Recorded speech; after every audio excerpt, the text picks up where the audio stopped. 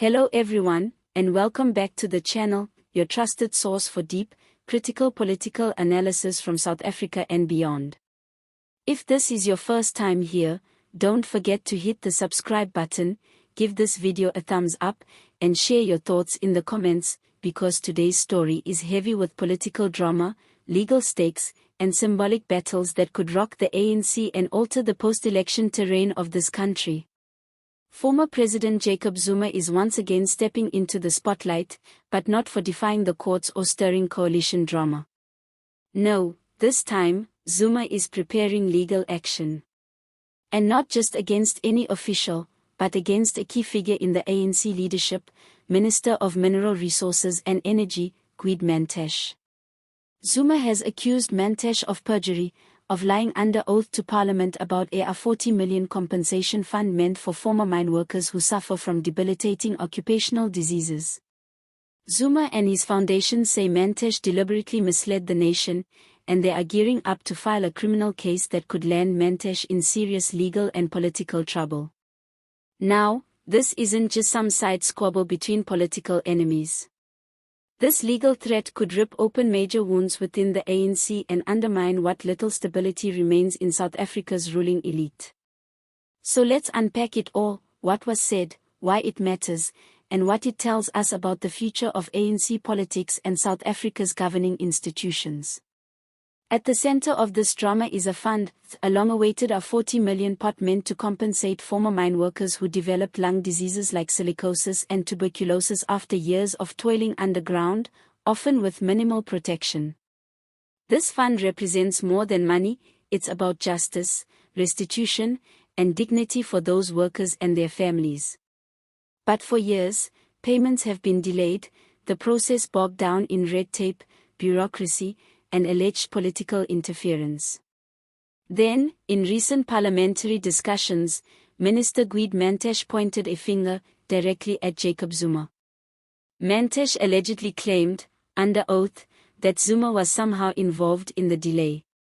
Whether by design, omission, or influence, he suggested that the former president bore some responsibility for the hold-up in compensating these ex-mineworkers. These are serious claims. They suggest that Zuma was complicit, or at least aware, of actions that deprive some of South Africa's most exploited citizens of long overdue justice. But Zuma's response was swift and sharp. The Jacob Zuma Foundation, through its fiery spokesperson Zweli Mani, condemned the remarks as false, defamatory, and a blatant lie. They've made it clear Zuma had no involvement in the administration of the fund and will not tolerate being scapegoated. In fact, they've gone further. Zuma is now preparing a criminal perjury case, accusing Mantashe of knowingly lying under oath. Let's be clear here. Perjury is not a minor accusation. It is a criminal offense. When it happens in Parliament, an institution that depends on truth and transparency, the consequences are even more profound.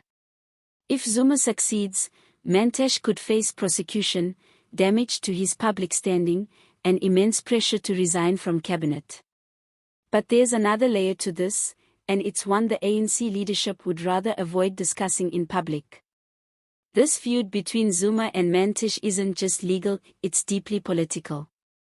These are two titans of the ANC who now find themselves in rival camps.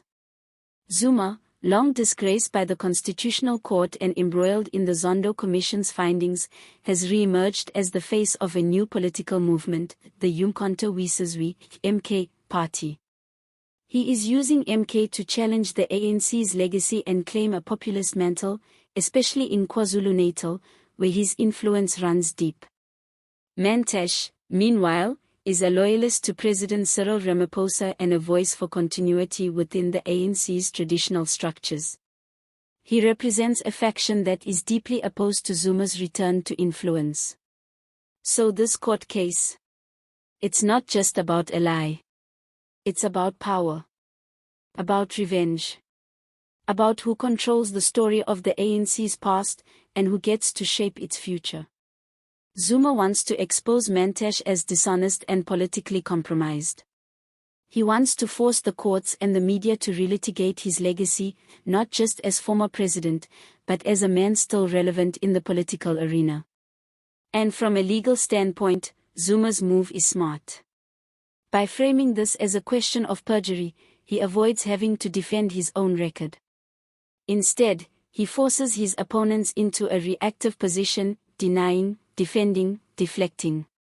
And all of this is happening at a time when the ANC is reeling from its worst election results in decades. Coalition talks are fragile. Trust in leadership is at an all-time low. And factions are circling one another, looking for leverage in a post-majority landscape. So, what happens next? The National Prosecuting Authority will be under immense pressure. Do they investigate? Do they dismiss it as political theatre? Do they wait for Parliament to act first? And what does Mantashe do? Does he fight back? Does he clarify or walk back his statement? Or does he double down and risk a public trial?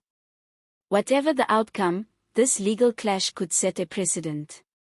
Because if cabinet ministers can be dragged to court for perjury, the entire culture of impunity in South African politics may be up for serious challenge.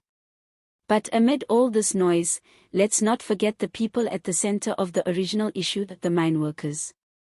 Their pain, their suffering, and their long wait for justice must not be overshadowed by the battles of powerful men. They are still waiting for compensation, and many are still dying of diseases they contracted while building South Africa's wealth they were never allowed to share in. And that's perhaps the most tragic irony of all. The money meant to help them has now become a political football. As always, we'll be tracking this story closely. Will Zuma's legal threat succeed? Will Mantashe face charges? Or is this all just another chess move in a larger war for the ANC's soul? Let us know your thoughts in the comments.